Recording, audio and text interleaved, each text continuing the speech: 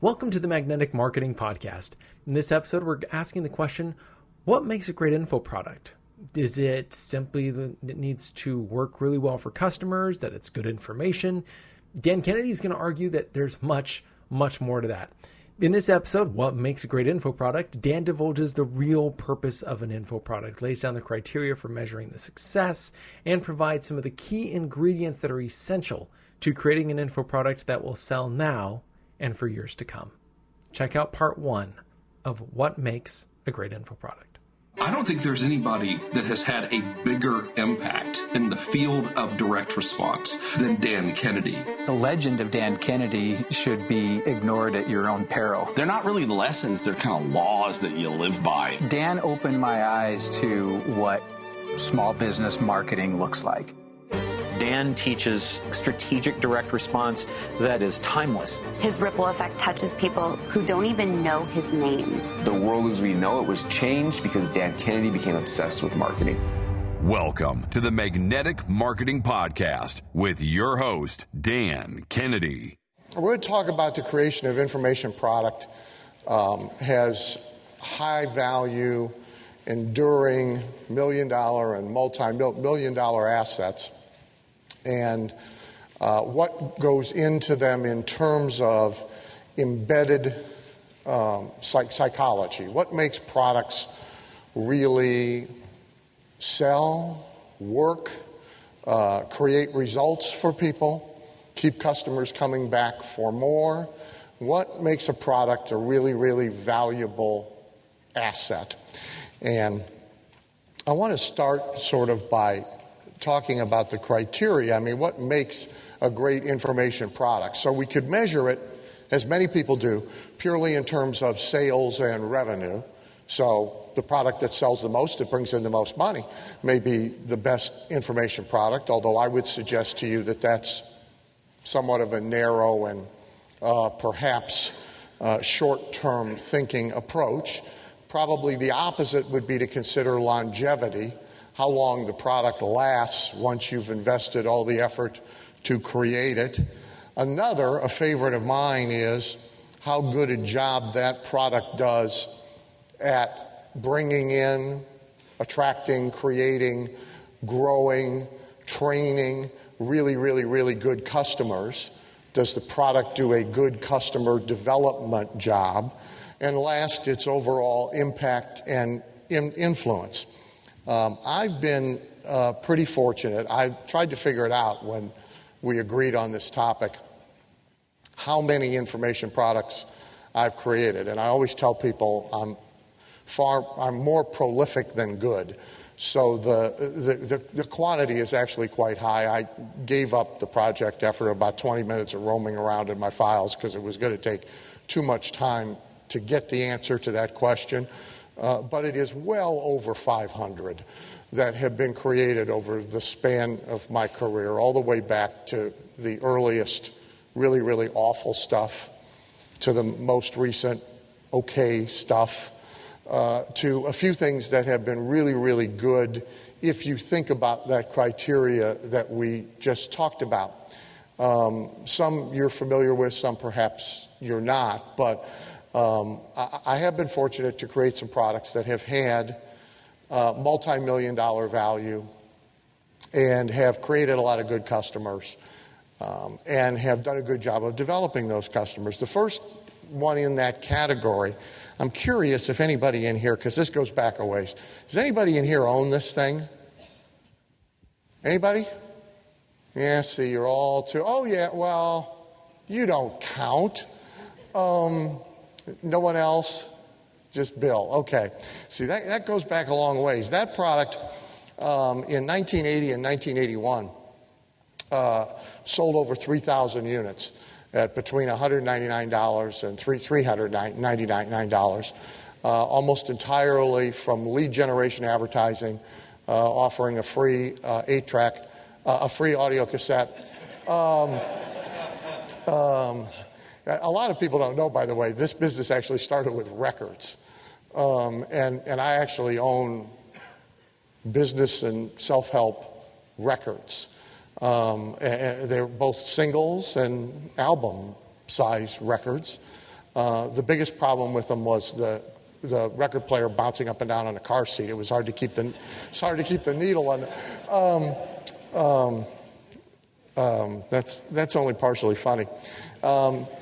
Anyway, this was a free tape for $1, and then a sales letter was sent out, and the product was extremely successful in pretty much all of the ways that you would measure product. The one you're going to be more familiar with, actually, is the newsletter, the No BS marketing letter, which I consider an information product, and it goes back to 1992. So that newsletter is, of course, the foundation of today's business. How many would like a copy of the first issue? We'll try and work that out. I'll think of some way that you earn that. There's a great story I hadn't looked at in a long time. It's a story.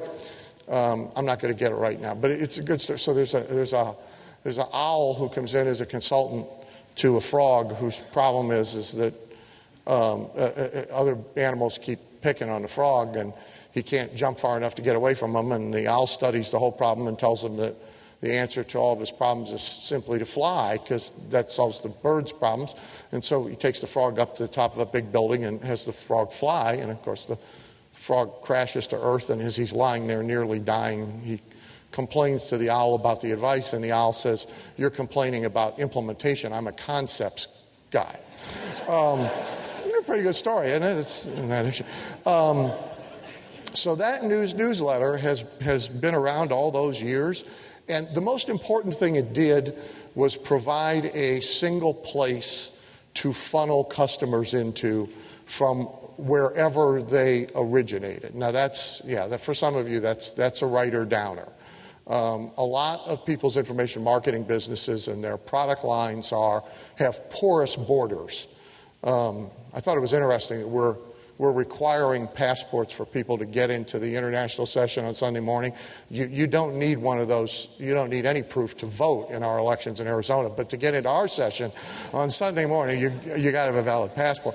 A lot of information marketing businesses have porous borders. People kind of come and go. They can buy something, then they can disappear. And so what that creation of that product did was create a single place to funnel everybody into, regardless of where their point of origination was, and get a border around them and build a relationship with them. Magnetic marketing. So how many of you in here own magnetic marketing? Raise your hands. Okay. For how many of you was that your point of origin, your first? Now, again, you learn more looking around at them than you do looking at me. People, you got to learn anything about me. Keep them up for a second. For how many was that a point of origin? Okay. And keep your hands up now if you've been with us for 5 years or longer and that was your point of origin. Again, you learn more by looking around. So there you go. So that product has sold that we know of, because it's a much knocked off. So I'm not counting the eBay editions. But that which seems to be a lively publishing arena from which I get no royalties. Magnetic marketing is now 14 years old. It has sold that we know of directly over $65 million worth of product, and has been licensed and translated. And it's the only marketing product ever to be sold in Sky Mall catalogs on airplanes. 3 different times Nightingale Conant has rolled it out. Hume Publishing, Daytimer's catalog, on and on and on. And the most important point about that product, first of all, it's been evergreen. So that product was originally built against the Jimmy Carter recession, which now looks like a Tupperware party. And it was called the Small Business Emergency Survival System. Then it became magnetic marketing when the economy improved a little bit. And it literally has been an evergreen product. And a lot of people don't really think about that when they develop product. But if you really think about them as assets, having something that doesn't go away in 6 months or in 3 months or after a week-long launch can be an interesting part of this business. And then when it brings in and trains customers in a particular way of thinking and develops them into good customers, it's even more interesting. So that's been a good product. And I could go on. So there are about 10 in my portfolio who I would say meet all the criteria of a great information product. I would make the point that that's out of about 500. So when you think in terms of batting average, I guess that's not very good, but it's probably realistic. You don't get one of these every time you step up to the plate. You have to wonder, when you now develop something and bring it to the market, what kind of staying power it's going to have. Excuse me, what kind of influence it's going to have. So Napoleon Hill stuff goes back to 1917 start, 1928 first publication. So 1928, that's 73 years. Is anything you or I are doing right now still going to be popular, still going to be purchased in large quantity every year 73 years from now? Earl Nightingale's work is about 60 years old. Maltz's work is about 50 years old. My oldest, the Ultimate Sales Letter book, will be 20 years old next year. Is anything you're doing going to have that kind of staying power? And whether you aspire to that kind of staying power or not, it's still a good question, because it speaks to the influential power of the product. And so products that come and go rather fluidly may not be very well designed to start with. So let's talk about what the purposes of product really are. So when you set down to do a product and you set down to put together a resource that you're going to bring to the marketplace, really, what are the purposes of doing so? Well, dummies think it's a necessary evil that must be accommodated so you have something to exchange for money. So that's actually most people's approach to info product creation and publishing. Is it really says, I want $100,000 this month, and they're not going to give it to me for nothing, so we're going to have to put something together that we're going to deliver. And that's truthfully about 90% of the thinking process that goes into it. It's literally a necessary evil to exchange for money.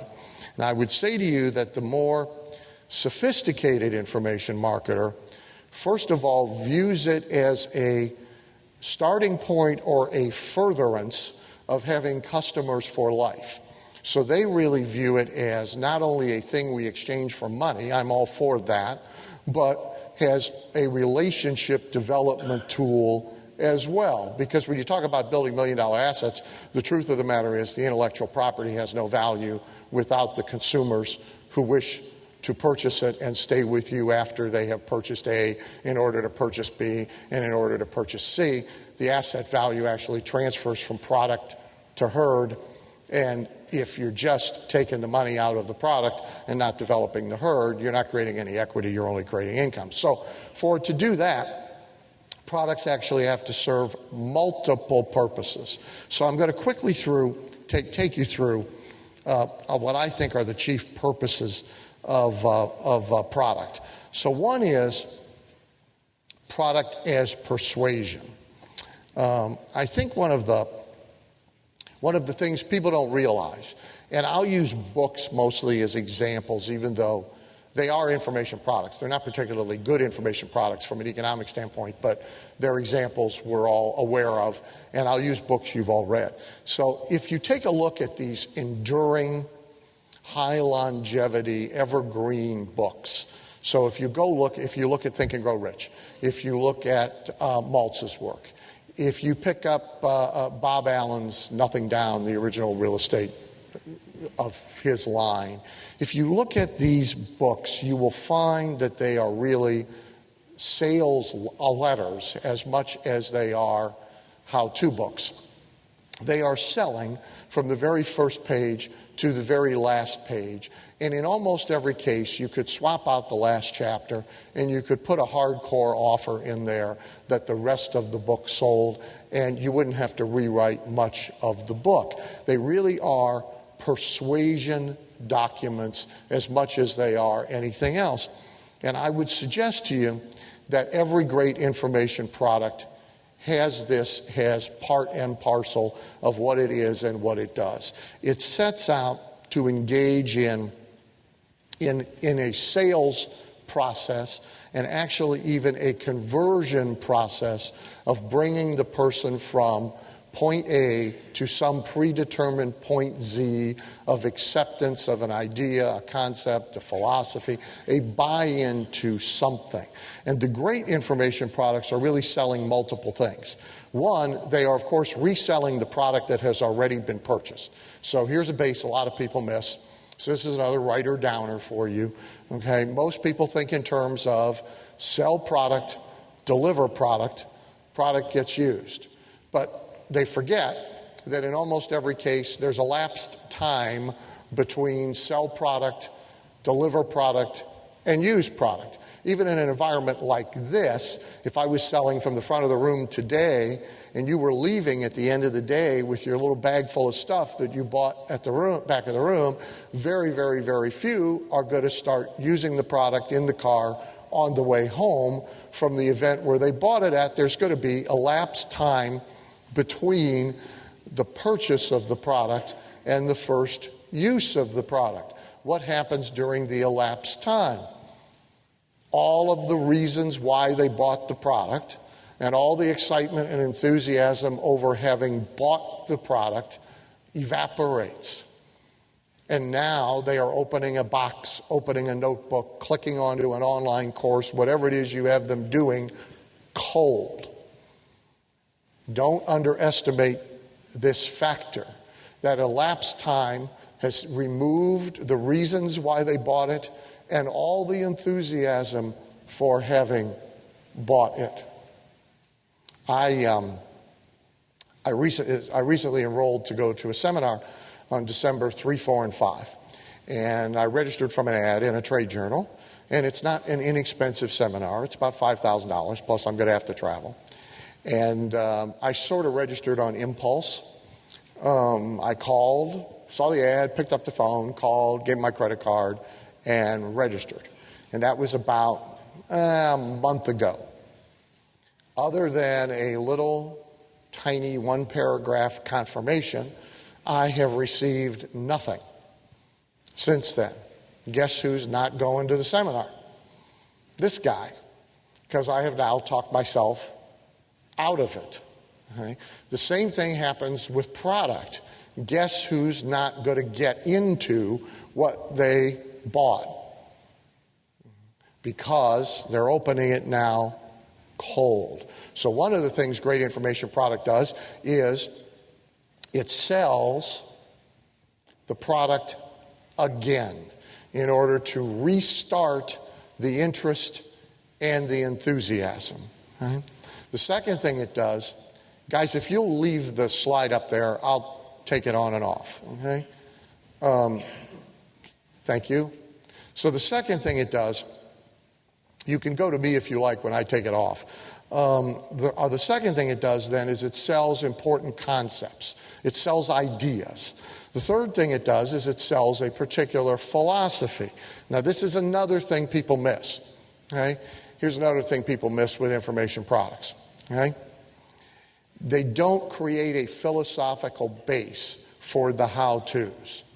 And if you don't get your consumer in sync with you about some sort of belief system, I don't care if you're teaching how to be a plumber. If you don't get them in sync with you about some sort of belief system, your likelihood of keeping them involved in the hardcore instruction of how to do whatever it is that you're teaching them to do is not great. And if you look at all the really great information marketers and you go examine their products, okay, you will find that a significant amount of the time is devoted to selling the philosophy, not just the instruction.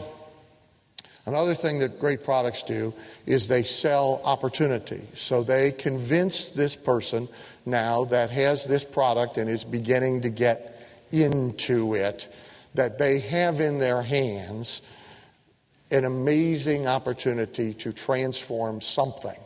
Business, income, physique, health, relationship. And so they frame what's going on in the language of opportunity. And we're going to talk a little bit more about that, actually, in my breakout tomorrow. This is important. The great information product sells the reader on himself. Now, what does that mean? Well, again, at the time of purchase, the person has become interested in enough and enthused enough about this thing you are putting in front of them that they forget about their own enormous dysfunction, incompetence, long track record of not following through on anything, and the critical environment in which they live with the spouse, the peers, the friends, the employees who are very, very, very aware of their dysfunction, the fact that they never follow through on anything, etc. For a moment, they forget all about that when you have them whipped into sufficient fervor about this thing you are putting in front of them. Now, again, there's a lapse time before they go to use it. When they go to use it, their realization of who they are has returned, and they are back in the environment with all of the people who are very aware of who they are. This is not good for us. Okay? What's good for us is that suspension of understanding of who they are, okay? Not the recognition of who they are. So a great product has to sell them on themselves. It has to convince them that this is the time this is going to be different. It has to convince them that they're right and everybody else in their world is wrong, etc., etc. So great products sell them on themselves. And of course, last, great products sell them on the what's next. So to give you some very quick examples, and again, I just picked these out of books. So here is, I don't even know which, this is from my direct marketing book. So here is chapter 1. Now what's significant about this is, again, this really is a sales document as much as it is anything else. Even the subtitle of the chapter, the first word is why. So this chapter is selling them concepts, and it's reselling them the product they just bought. In this case, the book. The resell line is, if you picked it up hoping for huge breakthroughs in your business, you bought the right book. Okay? This is also from a book, I forget which one, doesn't make any difference.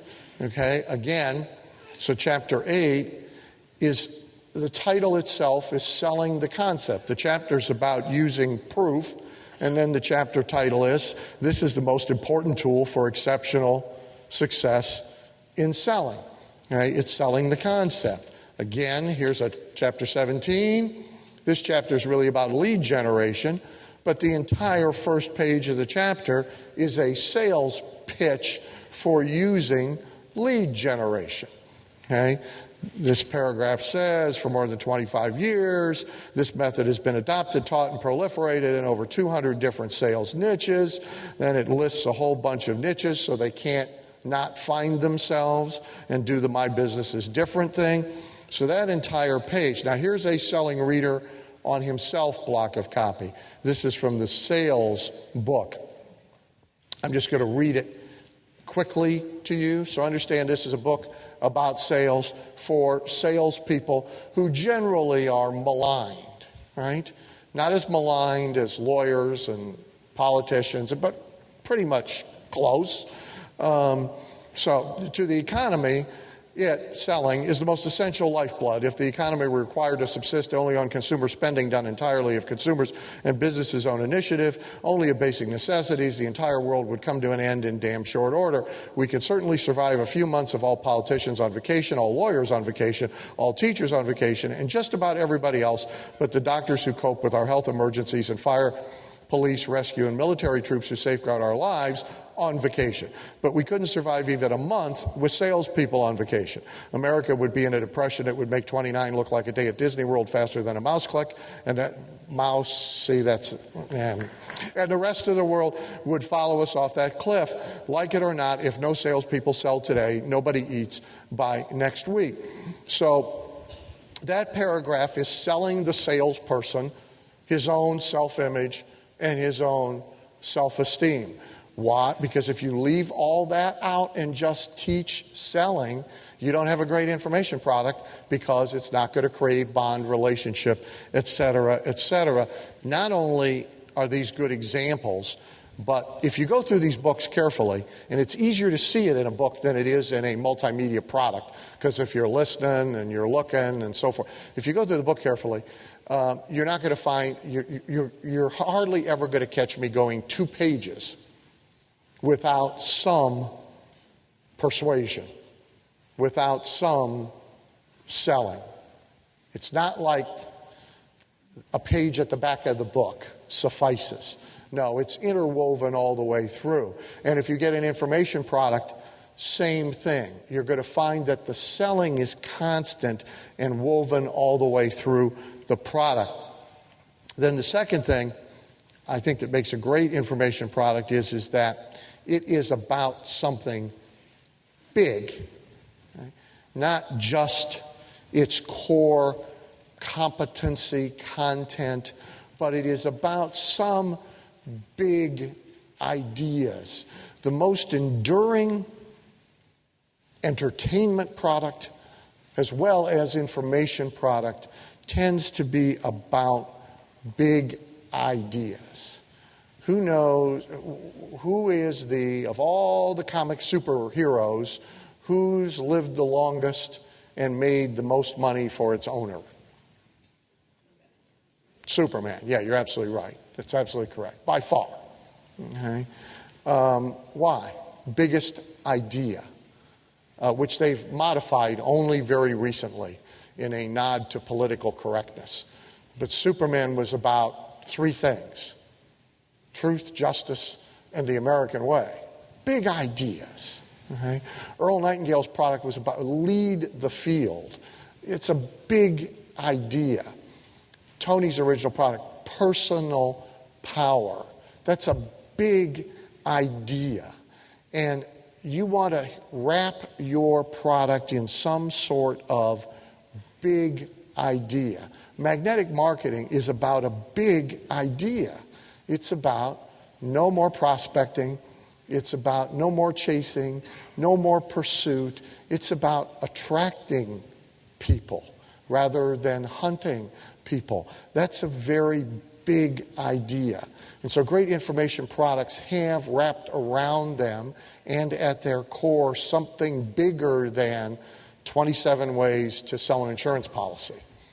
Not 27 ways to sell an insurance policy is a very good thing if you're an insurance agent, but if you want a really great information product, that's going to be coupled with some sort of very big idea. Also, there are embedded influential ideas. So one is a commitment to a cause. Well, I got ahead of myself here. This thing is commitment to a cause, a mission, or a purpose. Okay? So somehow the product has you involved. So who right now is making the most money in publishing? Information, entertainment. Who's number one? Glenn Beck. Think what you wish. I make no political comment. But if you want to study somebody who is pushing product out the door at an incredibly prolific rate, in incredibly large sums of money coming back in the door, it's Beck. Because every product pushed out the door is about a mission, a purpose, a cause. Consequently, for example, in the book business, interesting stat. If you go look at the New York Times bestseller list, if you go look at the Nielsen book scan list, you're going to find the Beck books. Every one of them shoots to the top, and many of them have great longevity. The average Glenn Beck listener viewer buys 8 copies of every book, not one. Buy one for themselves, 7 to proselytize with. Well, that's a big multiple. That's a big multiple.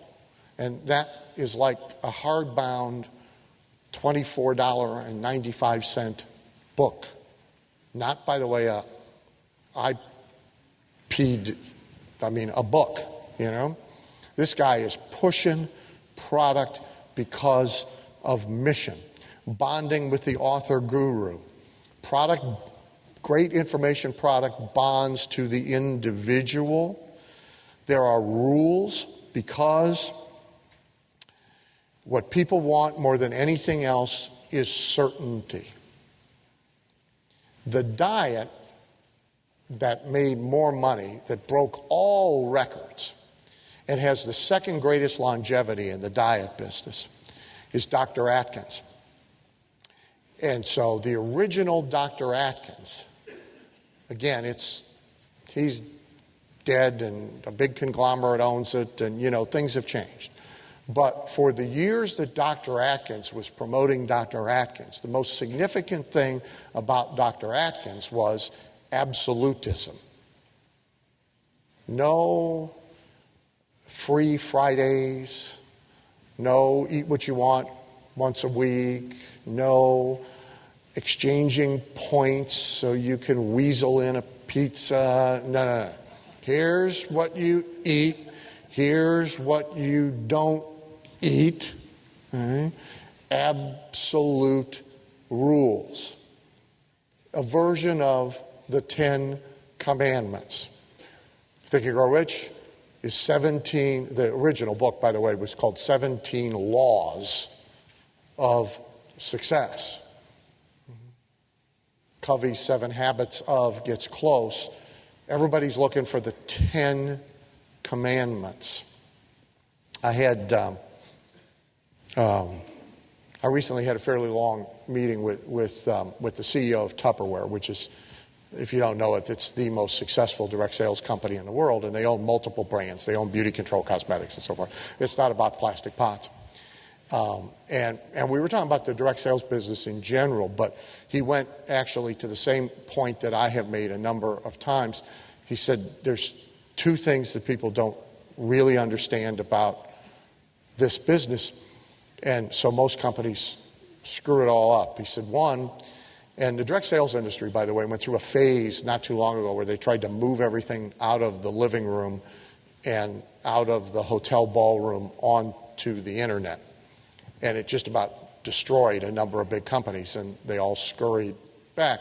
And so the first thing that he said is, what a lot of people don't understand is, if you look at every religion since the beginning of time, regardless of what hat they wear, robe they wear, God they worship, the one commonality is a meeting at least once a week. And so there's a message there. He said the second thing is they all have a version of 10 Commandments. So it tells you what people really want. Okay? Now, the first thing I mentioned is hard to deliver by product, but it's easy to deliver in other means. But the second thing is they want these 10 Commandments. They want a set of rules. So you will find these things as influential items put into almost every product. The best example of it that's easy for you to find and look at, again, is in a direct marketing book, and it is in a chapter that looks like this and is titled The Rules. As an aside, by the way, just as an aside, there's a difference between how we should behave and what we sell to others. So the last thing you want to be doing is roaming around looking for the list of 10 rules. Bad idea. Because of the owl problem in that story. Say, most of the people making up the rules are making up the rules for a very specific purpose: to extract money from large numbers of people who want rules. That's the deal.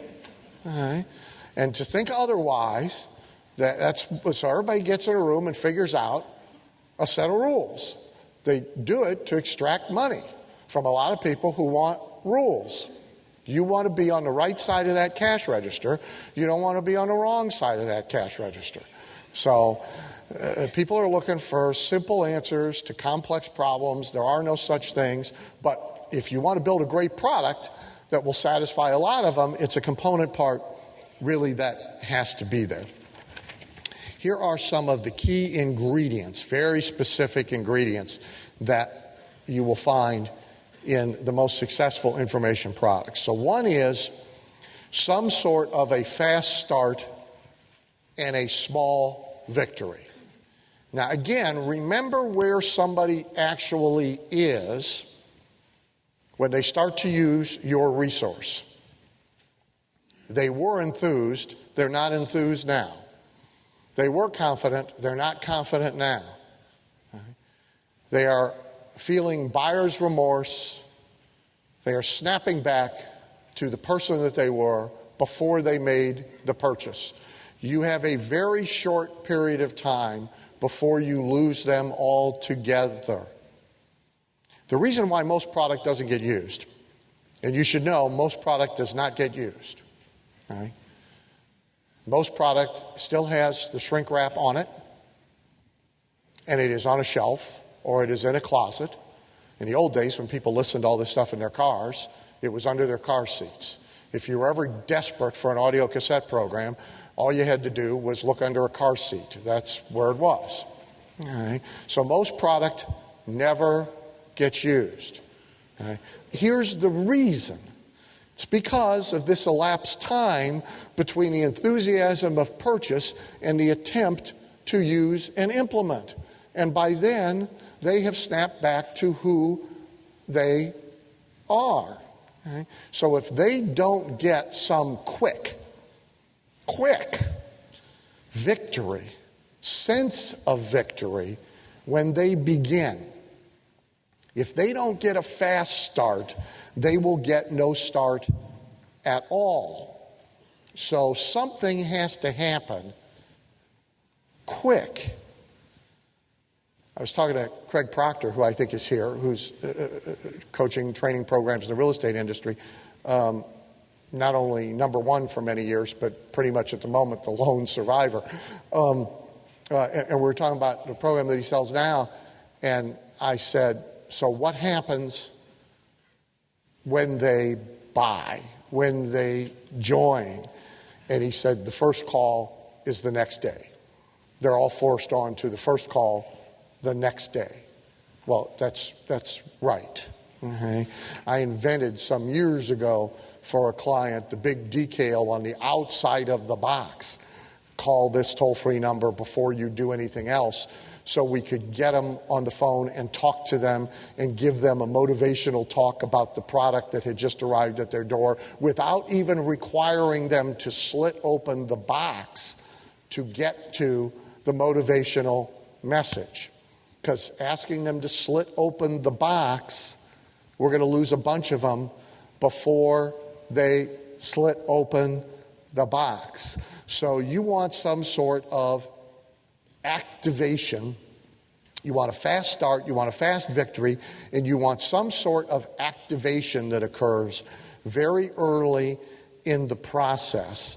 I have a favorite story about that I was actually going to save for the breakout tomorrow, and then I decided to tell it here because it's so brilliant in its simplicity. So there's an old-timer. He's long since left us. His name was Brainerd Mellinger. If you've seen on TV the infomercial for Specialty Merchandise Corporation with Tom Bosley as the host, who also just recently left us, and it sells a business opportunity to be in the product business. Well, Brainerd and those guys competed head to head. And so Brainerd had a thing called the International Traders Association, and he put people in the import-export business. And it was a combination business opportunity and home study course.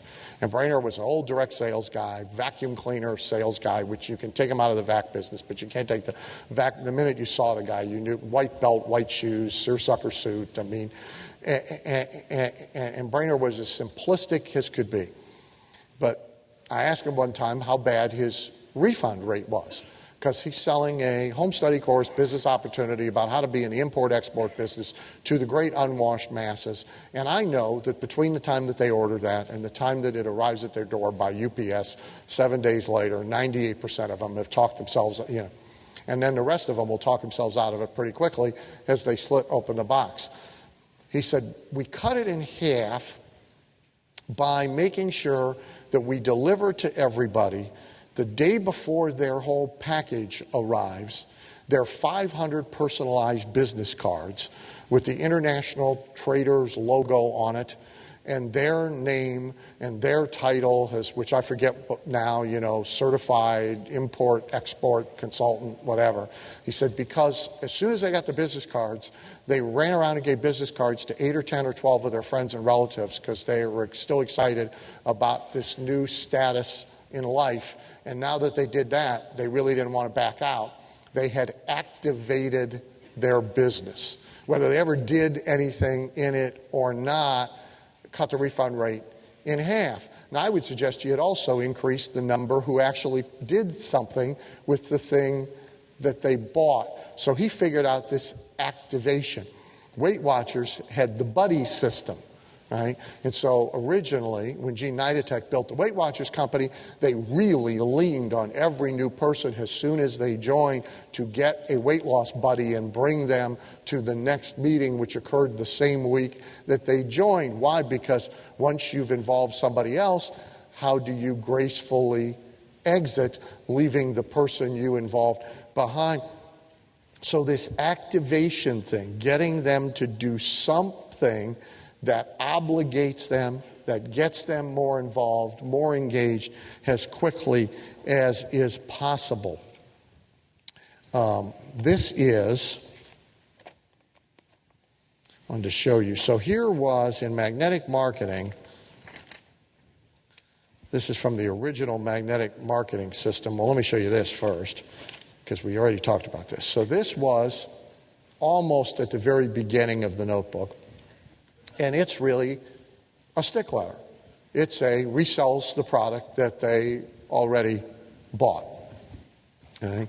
And it is not modest in its promise. How magnetic marketing will change your business life forever. And it is 4 pages long. And it resells them on what they bought. Activation was a thing that looks like this, that allows them to send something in for critique.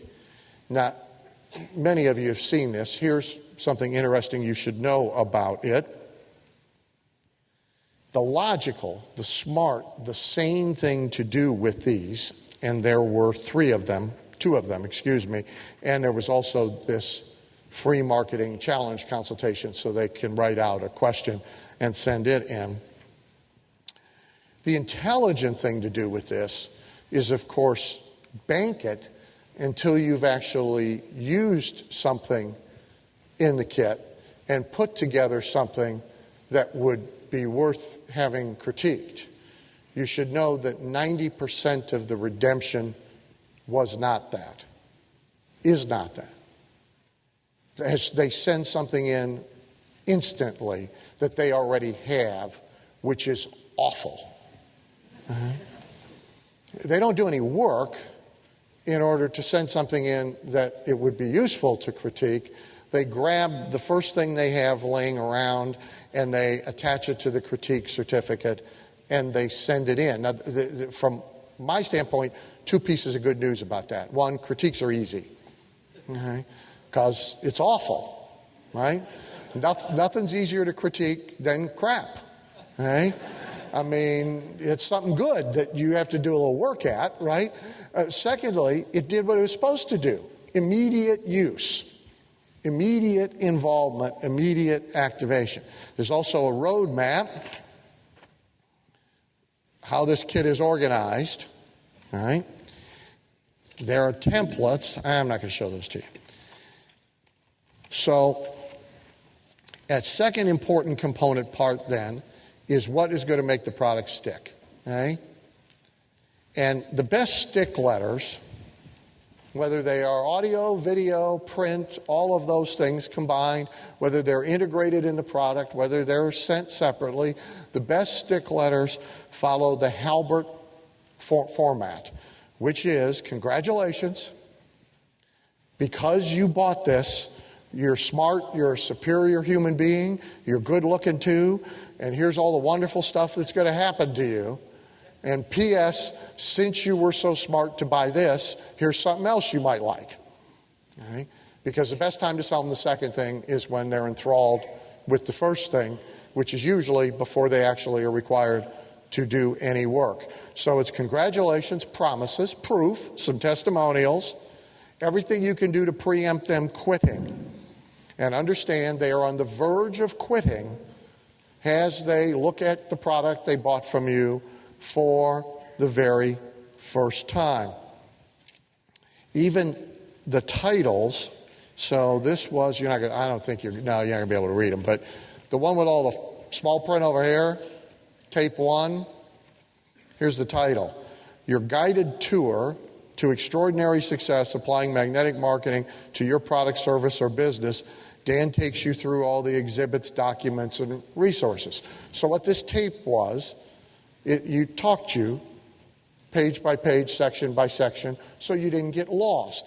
Because the number one reason why people bail out of an information product is they don't know what to do with it. Okay? Number one question is, I don't know where to start.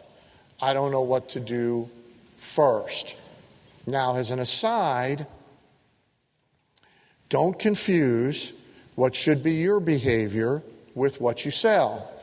Because the last thing we should be looking for is sequential, step-by-step, nicely, neatly organized activity. That's actually not how you get rich. You get rich through simultaneous, messy activity. But what they want is to be told, start here, move here, then move your game piece here, then recite. So that's what they want, which is what you must give them. Thank you for listening to the Magnetic Marketing Podcast with Dan Kennedy. If you love hearing in on these lost Dan Kennedy talks and speeches and calls, then please let someone else know about this podcast. That's how you can help it to grow. And the more it grows, the more free Dan Kennedy we can bring to you. Also, Dan would love to give you the most incredible free gift ever, designed to help you make maximum money in minimum time. Now, this free gift comes with almost $20,000 in pure money-making information for free just for saying maybe. You can get this gift from Dan right now at nobsletter.com. Not only will you get the $20,000 gift, you're also going to get a subscription to 2 marketing newsletters that will be hand-delivered by the mailman to your mailbox each and every month. One from Dan Kennedy and one from me, Russell Brunson. To get this gift and your subscription, go to nobsletter.com right now.